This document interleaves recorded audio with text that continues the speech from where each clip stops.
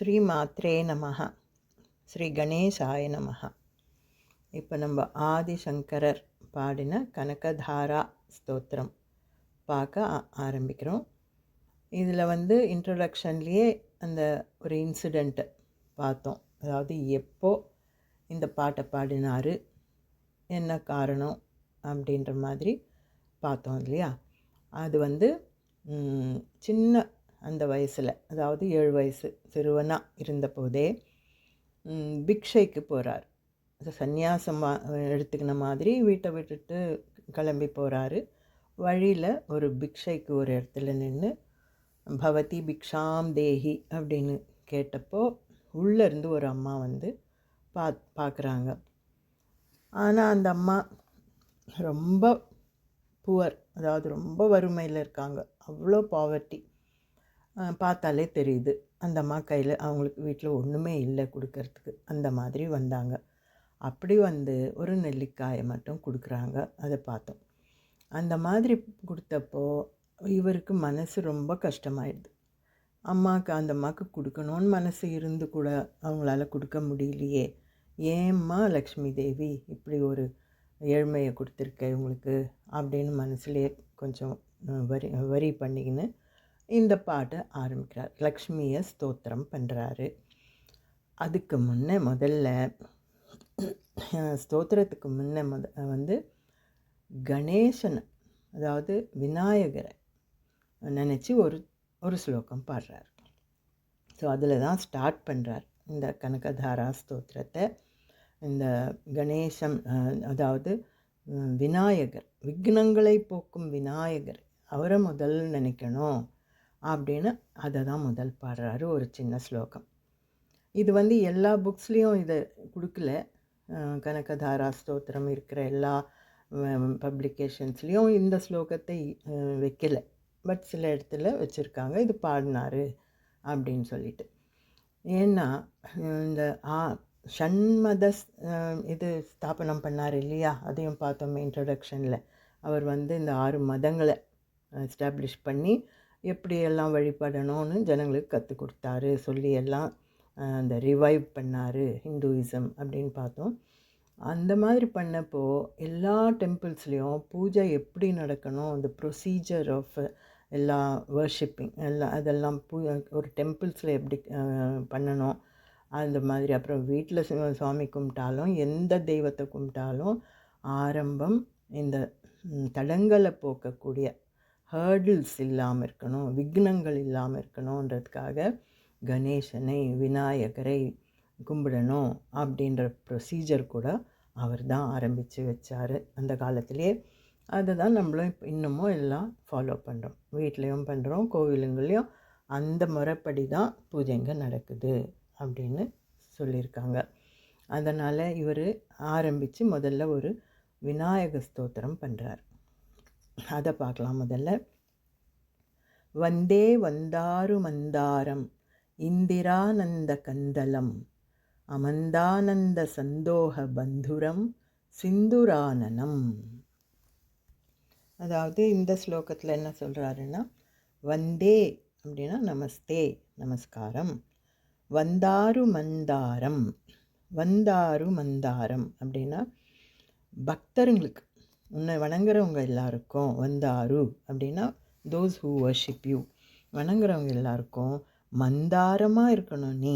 மந்தாரம்னா கல்ப விருட்சம், கேட்டதை கொடுக்கும் கல்ப விருட்சம்னு சொல்லுவோம் இல்லையா. அந்த மாதிரி எதை கேட்டால் அவங்க கொடுக்கணும், அவங்களுக்கு அதை கொடுக்கணும் அப்படின்ற மாதிரி நீ இருக்கணும். அந்த பக்தருங்களுக்கு மந்தாரமாக இருக்கணும். மந்தாரம்னா சாதாரணமாக நம்ம இந்த பூவு சொல்லுவோம், ரெட் ஹைபிஸ்கஸ். நமக்கு இருக்கிறது ரெட்டு, சில சமயம் ஒயிட்டும் பார்க்குறோம். ஹைபிஸ்கஸ், செம்பருத்தி, அதை மந்தாரம்னு சொல்லுவோம். அதை போல் ஒரு மரம்தான் தேவலோகத்தில் இருக்கிறது. மொத்தம் கல்பவிருட்சம்னா 5 மரங்க இருக்குதான். அதில் ஒன்று பாரிஜாத்தம், மற்ற 4ம் இந்த மாதிரி மந்தாரம், வெள்ளை மந்தாரம், அநேகமாக வெள்ளை மந்தாரம் தான்.